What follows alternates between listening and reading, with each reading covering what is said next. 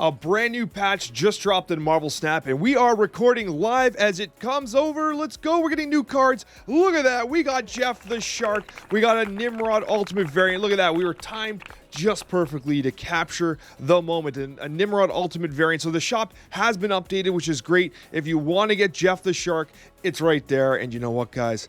I'm going to get Jeff the Shark. Let's go. We got to get Jeff the Shark. How can I say no? So Jeff the Shark has been added to my collection. But what this is also we have the Series 4 and 5 cards. So the shop has been updated, which is super exciting. A big patch just dropped in Marvel Snap, and I'm going to be covering exactly that. So we got the patch update for that there, and we also got the patch update right here as well. So guys, we're doing some live switcheroonies on the fly here, as we're going to be talking about today's patch on April 18th, and we're going to be discussing tomorrow decks to be playing with the newly dropped cards, so be sure to check out that. We're going to be discussing the best Pool 3 decks, more decks coming forward, so if you're not subscribed already, consider subscribing. Also consider hitting the like button if you haven't already, and all that cringe YouTube stuff.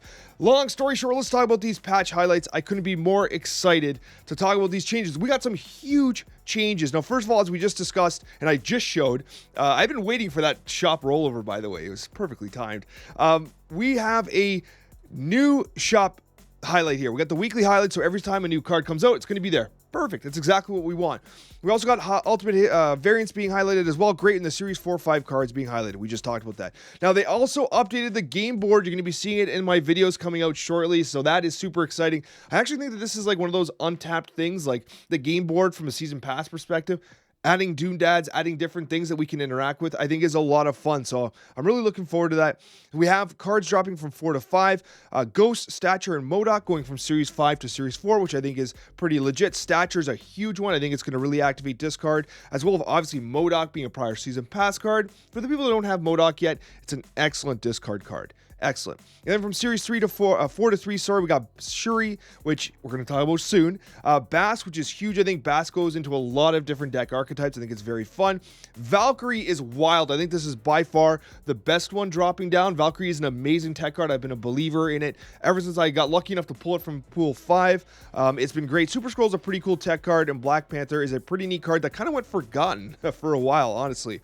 And these are huge updates too. Now, it's crazy. We want to talk about the balance, I know, but like these are wild updates. Like these are huge. The fact that infinite players will only match against infinite players now is incredible, because this is something that players have been talking about for a long time.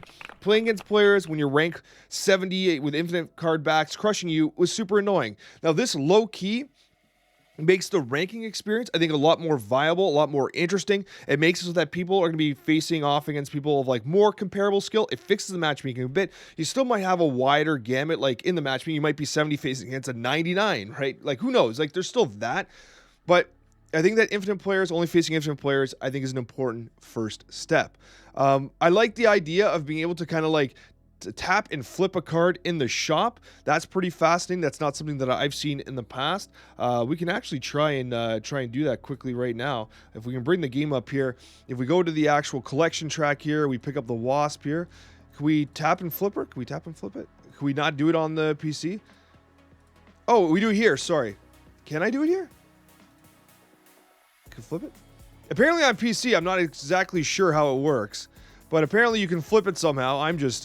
Well, apparently you can flip it. I'm not sure how to do it on PC. You can tap it on the mobile phone. I'm sure it'll be figured out on PC eventually, but I'm not doing it right. I'm live recording a video. I don't want to sit here and fiddle with it. So anyways, that's pretty cool. I think that gives a lot of opportunity, like in the future, to perhaps like even make it so that, like, you know, you flip the card, there's like lore on the back, there's something fascinating on the back, right? That could be pretty interesting. Yeah, so when inspecting cards in game, you can now flip them. Yeah, I couldn't quite do that, but they're also doing other things 3D. That's pretty cool as well. And everything else is fine. Collection track extended, not viable for most people. New sounds is great. Now, the balance patch stuff is really why we're here. Let's discuss the balance patch here. So with the balance patch update, Shuri is going to an on reveal. If you play a card here next turn, double its power. I think this is actually a really nice first change. Now, they did mention right off the bat here that they're taking a risk here, and if Shuri's still too strong, they're going to act very quickly. That is a solemn promise. What I do like about this here is exactly what they mentioned here, that it provides counterplay. You know, it provides you with an opportunity to like play a preemptive Shang-Chi. Like, you know, the card has to be there, right? If they skip turn turn 5, then you Shang-Chi into Absorbing Man or whatever it is, right? Whatever it is. But long story short, you know the location that Shuri's doubled power is going to be. It also prevents the Cosmo effect, where you basically play the huge card on Cosmo, which more or less guaranteed one of the lanes being won. It solves a lot of the initial problems with Shuri. I think this would be enough. Like, I would be surprised if Shuri still remains an S tier deck. They've done enough to even the Red Skull. Like, I'm surprised they didn't actually bring Red Skull back up a bit, because this is a huge nerf, right? But you were seeing Vision being played. You were seeing, obviously, She-Hulk being played as well. So, like, I think this is a really good change to Shuri. I think it makes a lot of sense, and I think we're going to see Shuri drop down. Now, this is one that, like, I don't think most people expected, but Leech getting nerfed is going to be on top of the radar for most people here. At the start of turn 6, remove all abilities from cards in your opponent's hand. This is fascinating. I guess it's kind of like Daredevil in a sense. It's not an ongoing, it's just a straight up effect. This is unique because it basically does exactly what the card was intended to do, to basically disrupt the ability for the card to have a completely disruptive effect very early on in the game. Whether you Electro it out, so Sandman Electro style decks that run Leech are effectively kind of nerfed there. Obviously the Thanos Lockjaw interactions are nerfed as well. So I think this does a lot to satisfy the hate for Leech, while also still giving it viability for destroying the turn 6 combo play, which I still think kind of Sandman does anyways. So I wouldn't be surprised if Leech gets like a 5-3, 5-5. Like, it would be interesting if Leech and Sandman were both 5-5s, because they're kind of doing the same thing in different ways, right? And I know people are like, Alex, how dare you say buff Leech to 5 power? But I think that this is a pretty decent nerf, and I'll be very interested to see if Leech completely falls off, because we might be in a situation where Sandman's objectively better. So I'm interested about this. I'm very interested, because either, like, what do you do? So Silver Surfer is kind of useless with Leech, but still useless with Sandman. Deathwave useless with Leech and Sandman. So, like, they kind of step on each other's toes, except this is 2 less power, right? So it is significant. The change to Lockjaw is pretty wild. I actually did not see this coming. I'll be totally honest with you, did not see a change to Lockjaw coming. The idea that it can only swap once per turn is in fact a nerf for, like, the Thanos-based list. However, what's interesting about this as well is it actually might be a buff for something like Silver Surfer. The reason why I say this, or like any other deck really, because there was a problem with Lockjaw where, like, if you had a big card and you had Lockjaw in a lane, you could not reliably play that card into the Lockjaw location, because its swap effect, like, if you play Magneto into Lockjaw, then, like, you're just destroying Magneto, right? If you play Spider-Woman into the Lockjaw, you just get rid of that Spider-Woman. But sometimes there's a location where you want to put power on it, and it is the Lockjaw. So theoretically, if you have a turn 6 play where you're playing, Iceman and Spider-Woman, you could play the Iceman first, swap the Iceman, and guarantee that the Spider-Woman sticks in that lane. So I actually think this is a pretty neat change. It is a nerf to some extent, but I think it gives some additional viability with the way you can play Lockjaw, which I think is very interesting, okay? So I think the skill cap of Lockjaw just kind of went up, which, again, I think is fascinating. So a really interesting change that I honestly did not expect. American Chavez. I love American Chavez. That's no secret. I've always loved American Chavez. And before, you just always drew on turn 6, and they changed the way it works. It basically just starts at the bottom of the deck and is drawn on turn 6. This is important because, first of all, it dodges Yondu, so it's actually a buff. It's a buff, right? It's not a crazy buff, right? But it is a buff for Chavez, which I absolutely love. With the thing about it that is so good, it's the change with Jubilee and why Jubilee has been changed in order to kind of compensate for this change with Chavez. Actually, Chavez got changed because of Jubilee. So we have to talk about them together, because Jubilee used to just draw a random card from the deck. Now it draws the top card, and that's an important distinction, because that could have been just Chavez most of the time, right? Like, seriously.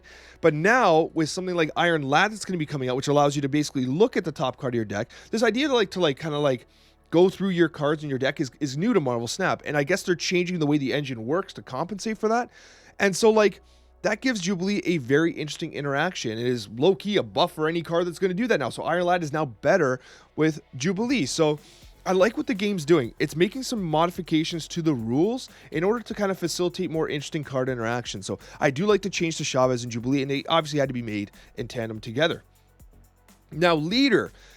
I am kind of laughing because, like, we destroyed Leader. Leader was the bane of everyone's existence, and As the original kind of like leader just copied all cards, it was way too strong. Now it's a 6/7 that basically copies the cards. It was too ridiculous. The card text was brutal, and now, sorry, it copies the enemy's cards with the highest power played this turn, but on your side. I would assume that it is going to be on the same location that they play. This is fascinating because it essentially does the same thing. If you have initiative and if you have a board state advantage on turn 6 and you feel like, you know, you could basically counterplay them with just straight up leader to basically solidify the dub, then like this does that without the incredibly annoying effect of just straight up copying them. This kind of works interesting with Sandman because obviously they can only play once per turn. Wave decks could appreciate this as well. I do really like this change. I think Leader's going to make a bit of a comeback, especially since you're seeing a lot of Wave 5 style gameplay right now.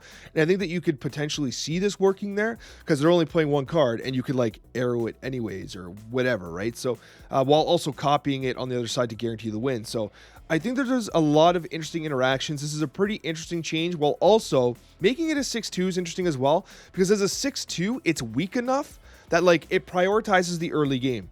So what it does is it makes priority, initiative, it makes like an early game turn 1 through 5 extremely important. Because if you can put up like Zero Titania Lizard and all these huge statted cards and finish with leader, well damn it, you earned it then because you put up all those points early on. Whereas we've had metas where people are just skipping like the first 2-3 turns sometimes just to get those big cards. I mean, Shuri did that. You could basically go turn 4 Shuri, turn 5 Red Skull, turn 6 Taskmaster and win most of the time, right? So I like this change to leader in the sense that like we don't want the card to be completely dead. Like I know we hated it, but at the same time, if we can make it a high skill card that does its job, I think that's pretty damn solid. And I'm looking forward to going through all this with Cozy as well. We'll be talking about the Snapchat. I'd love to hear Cozy's thoughts as well. I'm sure he'll release a video too. But regardless, guys, I really appreciate all your support. Again, hit the like button if you want to support the content. I got another video down below if you're interested to see more Marvel Snap content. We'll have some guides coming out. We'll have some deck lists coming out as well. Be sure to hit up the stream. Link in the description as well. That's enough selling for me. We'll see you in the next